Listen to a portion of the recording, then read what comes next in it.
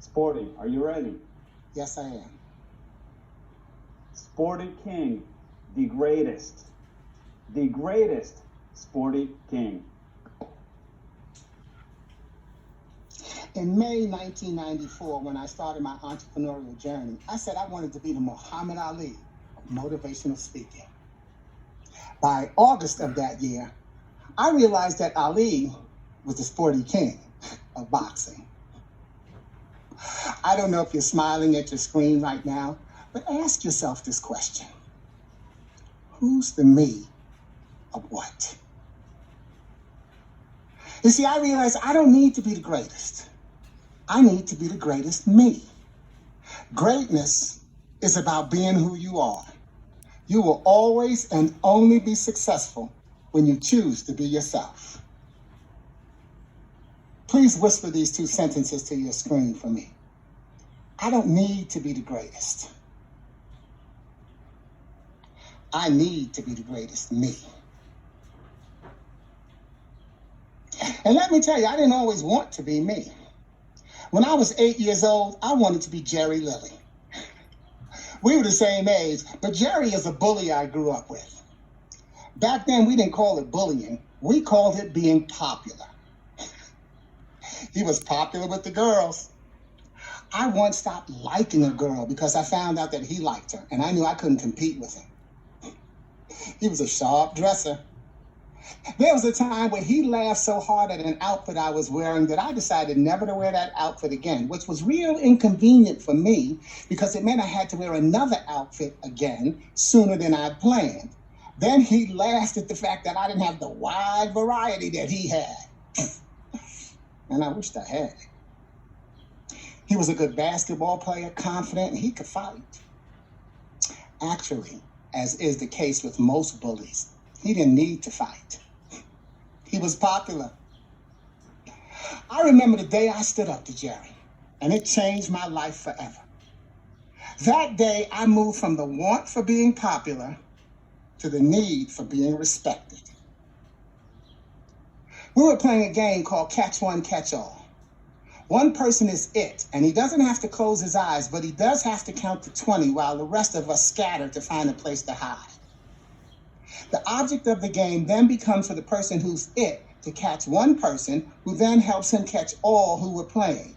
So he starts out in the direction of someone who he thinks he can catch. Now, the block I grew up on in New York City was about the size of 2 football. We had 5 buildings, all surrounded by grass and 21 stories high. 4 playgrounds, 3 parking lots, a Chinese restaurant, a small grocery store, a bakery, a pizza shop, a laundromat, a large convenience store, and a library. So there were plenty of places to hide. Yet on this day, a small group of us decided that we didn't have enough places to hide. So we had gone off about a block further than where we lived. While we were laughing and joking around, Jerry decides that he's going to be the boogeyman. Not the scary one, but the one that picks his nose and decides to chase anyone who would run from him around the 2 parked cars, threatening to put his boogers on us. Well, Johnny and Gary were 11, so they didn't run. Robbie was his older brother at 9, so he didn't run. Brad was our age, but he stopped after one time around the cars because he was more popular. Tony was Jerry's younger brother at 6, and he stopped after 2 times around because his older brother guaranteed to protect him. So that left me as the only person still eligible for running around the cars from Jerry, and I was tired. Tired of running around the cars, tired of running from Jerry, and tired of running from people like Jerry Lilly. So I stopped, balled up my fist, looked him dead in the eye, and said, listen, I decided that it's to my best interest and to your worst advantage that if I continue to run from you right now, I'll be running from you for the rest of my life. Therefore, I decided to stop now and take a stand in an effort to convince you to discontinue this boogeyman nonsense. Okay, I didn't really have that type of a vocabulary back then. So I said it in a much shorter, non-PG-13 version. Yet, to my absolute surprise, he stopped.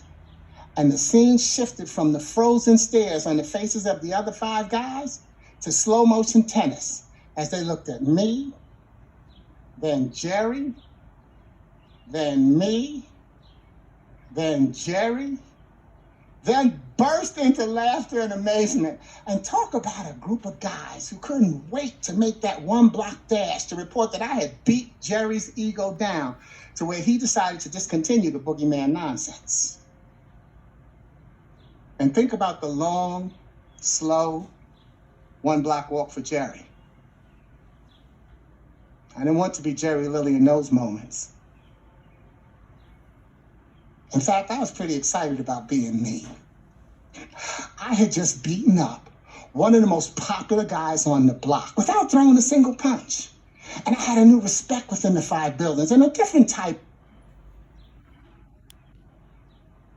with Jerry. That day, I moved from the want for being popular to the need for being respected. Ultimately learning the lesson that when you know what you need, you can get what you want. Imagine instilling that belief in our young people who need to know that greatness is about being who you are. Imagine helping them realize that bullies need people to back down so that they can seem more in control. You see, in many cases, bullies are or have been bullied. Imagine them stepping up on this stage or in front of your computer screen being introduced as the greatest and a kid like me saying greatness is about being who you are. You will always and only be successful when you choose to be yourself. Who's the me of what? Imagine that when things get tough, that you can just whisper those 2 sentences to your spirit, as I'd like you to whisper them to your screen. I don't need to be the greatest. I need